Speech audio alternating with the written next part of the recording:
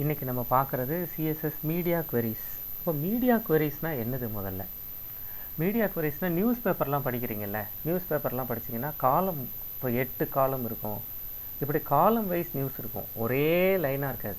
கீழே படிச்சுட்டே வருவீங்க, திரும்ப மேலே போய் படிப்பீங்க, திரும்ப கீழே போய் அப்படி எப்படி மீடியாக்கெலாம் அந்த மாதிரியான வெப்சைட்ஸ் எல்லாம் எப்படி டிசைன் பண்ணுறது, அதுதான் இப்போ பார்க்க போகிறோம். லைன் நம்பர் 243 to 254 இதை காப்பி பண்ணியிருக்கேன். இதை இங்கே பேஸ்ட் பண்ணிட்டேன். இந்த ஸ்டைல்ஸ் அப்படிங்கிற ஃபோல்டருக்குள்ளே வச்சுருக்கேன். நீங்கள் வேணும்னா உங்களுக்கு எப்படி பேர் வைக்கணுமோ அந்த லிங்க்கை மட்டும் மாற்றிக்கோங்க வழக்கம் போல். சரியா? இப்போ 243 to 254 அதில் நல்லா பாருங்கள். முதல்ல இந்த டிசைன் எல்லாம் ரிமூவ் பண்ணிடுவோம். இந்த டிசைன் எல்லாம் ரிமூவ் பண்ணிவிட்டு வெறுமனே HTML டாக்குமெண்ட்டாக இதை நான் ஓப்பன் பண்ணி பார்க்க போகிறேன். இப்போது டாக்குமெண்ட் HTML ஓகே, இதில் home.html நான் இதை ஓப்பன் பண்ணி பார்க்க போகிறேன். ஒரே ஒரு பேராகிராஃபாக இருக்குது. இப்படி ஓப்பன் பண்ணால் எனக்கு ஒரே ஒரு பேராகிராஃப் இருக்குது. இப்போ எனக்கு இது நியூஸ் பேப்பர் மாதிரி மல்டிபிள், ஒரு பேராகிராஃபே மல்டிபிள் காலம்ஸாக வேணும். எப்படி பண்ண போகிறோங்கிறது பாருங்கள். இதில் என்ன கொடுத்துருக்கோம், கிளாஸ் நேம் நியூஸ் பேப்பர்னு கொடுத்துருக்கோம், அவ்வளோதான். அப்போ இந்த நியூஸ் பேப்பர் டாட் நியூஸ் பேப்பர்னு ஸ்டைல் எழுதலாமா? அதில் காலம் கவுண்ட் ஈக்குவல்ஸ் டு 3 அவ்வளோதான். இப்படி கொடுத்துட்டிங்கன்னா 3 காலம் வந்துடும். 5 கொடுத்திங்கன்னா 5 காலம், 4 கொடுத்திங்கன்னா 4 காலம், அவ்வளோதான். 3 காலமாக வந்துருச்சா? செஞ்சு பார்த்துட்டு சொல்கிறீங்களா? இல்லை, நம்ம இதிலே இமேஜின் செட் பண்ணலாமா சார்? செட் பண்ணலாமே.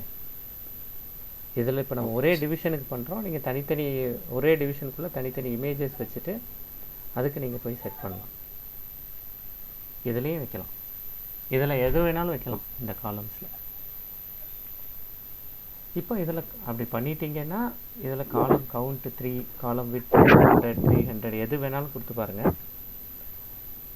இப்போ இதுக்கு எதுக்கு ப்ரையாரிட்டி, காலம் வித்துக்கா காலம் கவுண்ட்டுக்கா அப்படிங்கிறத நீங்கள் இதில் பார்க்கலாம் சார். அது ரெண்டுக்குள்ள கேப் எப்படி சார் ஃபிக்ஸ் பண்ணிக்குது? நான் அந்த இதை ஃபிக்ஸ் பண்ணவே இல்லை, ரெண்டு இவ்வளோ கேப் இருக்கணும் அப்படின்ட்டு. இப்போ 4 3 பிரியும் போது அந்த ரெண்டுக்குள்ள கேப் எப்படி சார் அதுவே ஃபிக்ஸ் பண்ணிக்குமா சார்? எப்படி அதுவே ஃபிக்ஸ் பண்ணி டிஃபால்ட் கேப், காலம் கேப் டிஃபால்ட் இல்லை. அது எனக்கு வேணுங்கிற மாதிரி வேணும், எனக்கு இவ்வளோ கேப் வேணும்னா ஸ்பெசிஃபிக்காக நீங்கள் கொடுக்கலாம். Okay sir. டிஃபால்ட்டாக அதுவே எடுக்கும். இல்லை நான் இவ்வளோ ஸ்பேஸ் கொடுக்குறேன் அப்படின்னா அதான் அடுத்தடுத்து எழுதியிருக்கோம். நீங்கள் அடுத்தடுத்து இதில் இருக்கிற ஒவ்வொரு லைனாக சேர்த்து பார்த்தீங்கன்னா அந்த டிஃப்ரென்ஸை ஃபீல் பண்ண முடியும்.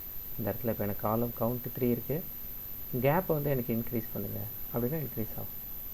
எனக்கு 10 பிக்சல்ஸ் போதும் கேப் அப்படின்னா அதோட டிஃப்ரென்ஸை நீங்கள் ஃபீல் பண்ணலாம். அதுவே இருக்கிற என்டையர் ஸ்க்ரீனுக்கு ஏற்ற மாதிரி ஸ்ப்ளிட் பண்ணும். இது காலம் கேப் கொடுக்குறது. இப்போ இதே மாதிரி காலம் கேப் பார்த்துட்டோமா, காலம் ரூல் ஸ்டைல் அதில் சாலிட் கொடுக்கலாம், கலர் கொடுக்கலாம், இது நல்லாயிருக்கும். இப்போ இதெல்லாம் பண்ணிட்டோன்னா இது எல்லாத்தையும் நீங்கள் அப்படியே பேரலாக உங்களோட ரெஸ்யூமுக்கு யோசிச்சுட்டே வரலாம். இப்போ நான் இதை ஆட் பண்ணிக்கிறேன். காலம் ரூல் ஸ்டைல் சாலிட், சாலிடாக ஒரு பிளாக் லைன் ஒன்று வந்துருச்சா, இது பண்ணலாம். காலம் ரூல் ஸ்டைல்லையே அடுத்து கலர் கொடுத்துருப்பாங்க. காலம் ரூல் ஸ்டைல் கொடுத்த மாதிரி காலம் ரூல் கலர். இல்லை எனக்கு பிளாக் வேண்டாம், எனக்கு வந்து வேறு ஒரு கலர் இருந்தால் நல்லாயிருக்கும்னு நினைக்கிறேன், லைட் ப்ளூ கொடுத்துருக்கேன், இப்போ லைட் ப்ளூவாக காமிக்கிறது. இதெல்லாம் இதிலேயே காலம் ரூலை மொத்தமாகவும் நான் கொடுக்கலாம், கலரும் ரூலும் சேர்ந்து. எனக்கு டாட்டடாக வேணுமா சாலிடாக வேணுமா, இப்போ பாருங்களேன் இது ரெண்டையும் ரிமூவ் பண்ணிடுறேன். எனக்கு ஸ்டைலும் இதுவும் சேர்ந்து இப்போ சாலிட் இல்லை டாட்டடாக தெரியுதா? இல்லை எனக்கு டாட்டட் வேண்டாம், எனக்கு சாலிட் வேணும்னா சாலிட்னு இதில் மாற்றிக்கலாம். சாலிடாக தெரியுதா? நம்ம விருப்பம் தான். எனக்கு 4 பிக்சல்ஸ் வேண்டாம், எனக்கு 2 பிக்சல்ஸ் போதும், மாற்றிக்கலாம். ட்ரை பண்ணி பார்த்துட்டு சொல்கிறீங்களா? அடுத்தது இதே தான், அதே HTML ஃபைல் தான், நியூஸ் பேப்பர் தான், பெரிய பிரச்சனை இல்லை. எக்ஸ்ட்ராவாக ஒன்று இதில் H1 கொடுத்துருக்கோமா, அந்த H1க்கு இப்போ க்ரியேட் மல்டிபிள் காலம்ஸ் இருக்குது. இந்த H1 இப்போ எப்படி இருக்குன்னா க்ரியேட் மல்டிபிள் காலம்ஸுங்கிறது இப்படி ஓரமாக இருக்குது. இல்லை எனக்கு இப்படி ஓரமாக வேண்டாம், எனக்கு வந்து இந்த 3 பேராகிராஃப்க்கும் சேர்ந்து அந்த டைட்டில் உண்டு அப்படின்னா நான் ஸ்பேன் எல்லாத்துக்கும் ஸ்பேனாக வந்துரு அப்படின்னு நான் சொல்லணும். அதான் காலம் ஸ்பேன் ஆல். இந்த ஸ்டைலை மட்டும் நான் இதில் சேர்த்துக்கிட்டேன்னு வைங்க. அவங்க டைட்டில் ஏதோ கொடுத்துருக்காங்க, அந்த டைட்டிலை நானும் போய் கொடுக்க போகிறேன். இந்த இடத்துல அவங்க என்ன டைட்டில் கொடுத்துருக்காங்க, கணினி மாணவர்கள் வேலை தேடுவது எப்படியா ஏதோ கொடுத்துருக்காங்க. இப்போ காலம் ஸ்பேன் ஆல்னு கொடுத்தா என்ன டிஃப்ரென்ஸ், இந்த ஹெச்1 அந்த ஹெச்1ஆல் ரீப்ளேஸ் பண்ணிடுங்க.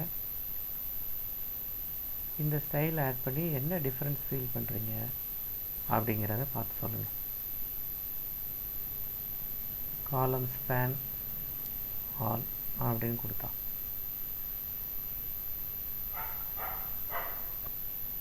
காலம் ஸ்பேன் 2 1 இந்த மாதிரி கொடுத்து பாருங்கள்.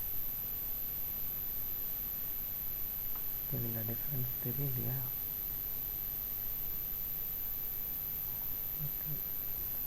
இதுக்கப்புறம் பார்க்க போகிறது ஃப்ராக்மெண்டேஷன் எப்படி பண்ணுறாங்க. இந்த மாதிரி காலம்ஸ்லாம் பிரிக்கும்போது ஃப்ராக்மெண்டேஷன்லாம் எப்படி பண்ணுறாங்க அப்படிங்கிறது பார்க்க போகிறோம். லைன் நம்பர் 307 to 323 காப்பி பண்ணிக்கோங்களேன். லைன் நம்பர் 307 to 323 காப்பி பண்ணிக்கோங்க. இங்கே பேஸ்ட் பண்ணிடுவோம்.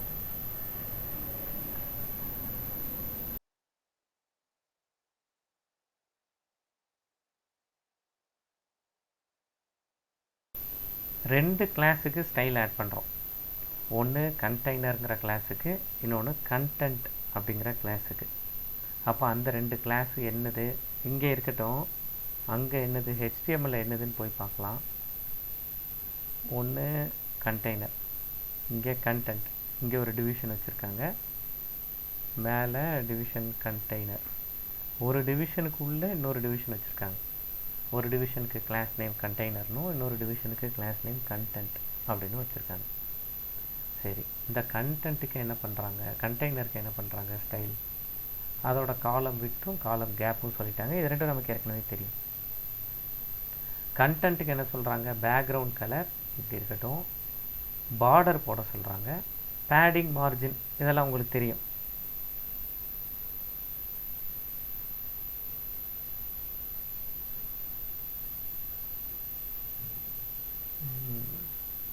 ஒரு நிமிஷம், இந்த லொக்கேஷனை மாற்றிக்கோங்க.